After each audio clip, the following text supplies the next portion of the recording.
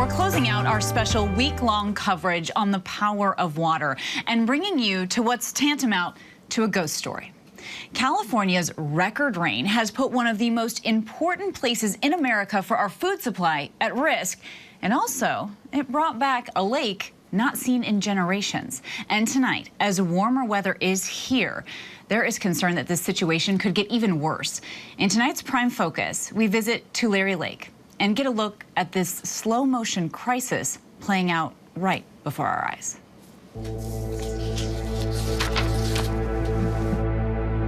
I don't think we're going to stop it from happening. A frantic race to save communities in California's Central Valley. Do you feel like you're sitting ducks? It all depends. We just don't know how much, because it's going to be a matter of how much gets dispersed. The relentless downpour of California's record rain season has a lake not seen in generations re-emerging, and with it, a dire flood danger. How much time do you have? It depends. If the weather would get real warm, then I think we're all in trouble. There's a lot of people going to be in trouble. This is a modern-day ghost story. You have, in your 22 years here, you have heard about the ghost of Tulare Lake. Oh, yeah, absolutely. Located in Central Valley, California, Tulare Lake was fed by the rivers and streams running down from the Sierra Nevada, once the largest freshwater lake west of the Mississippi. In the 1880s, the water was diverted and used on farmland, growing pistachios, cotton, tomatoes, oranges, and lemons that feed the world. As the crops grew, the lake shrank until nothing remained. The lakebed became farmland itself and homes and businesses. The region also grew into the largest dairy-producing county in the nation and California's #1 agricultural industry. And while flooding has plagued the area on and off for years, nothing like this.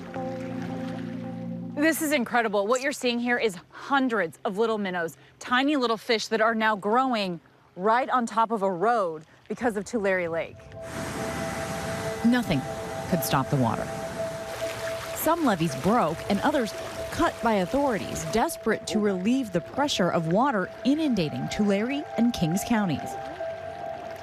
You can see the water lapping up here in Tulare Lake for the first time in 4 decades, but it's coming onto a road. In fact, this is 6th Avenue, and it's a main thoroughfare through some of America's most productive farmland. And for the next 10 miles, it's several feet underwater.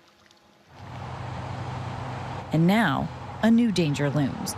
The barrage of storms producing record snowfall in the Sierra, and as it melts, it runs off into the rivers that feed the lake. What occurred already this winter, there is a growing amount of snowmelt right now, but something like 95% of the water that was up there a month ago is still there and still waiting to come downstream. So as significant as the flooding is right now, it's likely to get considerably worse in the weeks to come before it abates. So this is a wheat crop that's totally flooded. Yeah. There's birds swimming in it. It looks more like a wetland. It is now. Peter DeYoung is a 10th-generation dairy farmer, and like many in the area, he was left scrambling to save his herd. This is a house on your property where one of your farm workers lives, and you were forced to make the decision of saving the house between saving your cows? Yeah. I mean, those are really hard decisions to face. Yeah. Well, because you run out of manpower, equipment, time, so you go with what's most important. So as the water was climbing, we were building levees to hold it back. And then funny thing is, about the time it reached the driveway, and I said, hey, it's time to pull the plug. You moved how many? And we moved 2,300 milking, 200 dries, and probably in the neighborhood of 1,000 heifers off this site. And how many truckloads of hay? And probably about 150 truckloads off of this site. It'd be like on a ranching. And Peter knows more water's coming. And while he builds permanent levees, he's considering selling some cattle, as most of their food has also been destroyed. $3 to $4 million underwater. Yeah.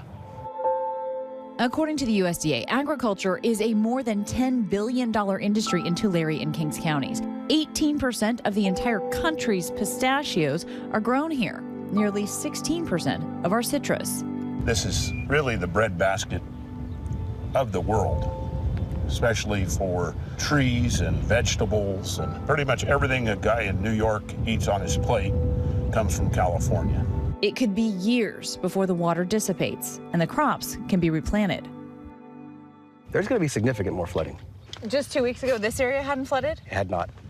And now we've got tractors underwater, Yes. We've got silos filling with water. Yep, exactly right.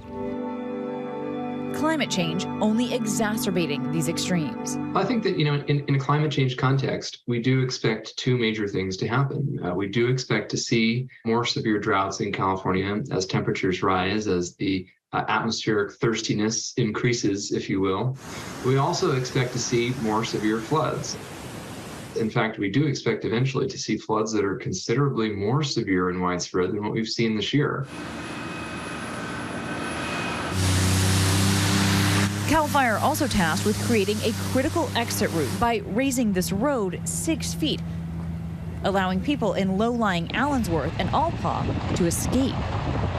This was all completely underwater, so that all used to be like 2 feet of water on that road that you guys drove in. That was way, way up high. So a lot of water everywhere. On the other side of the levee is the city of Corcoran, home to more than 20,000 people, many of them farm workers. The city now rushing to raise their main levee.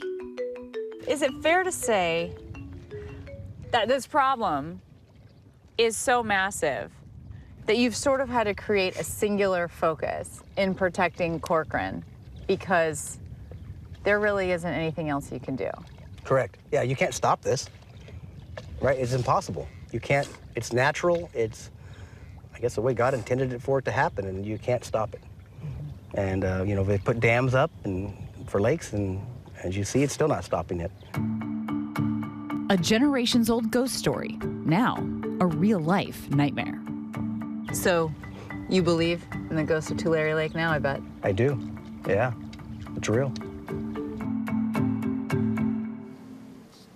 Well, they think it could be years before that water dissipates. It's 8 to 10 feet in some places, and as one farmer told me, he's got all the water he ever wants, but no land to plant anything on.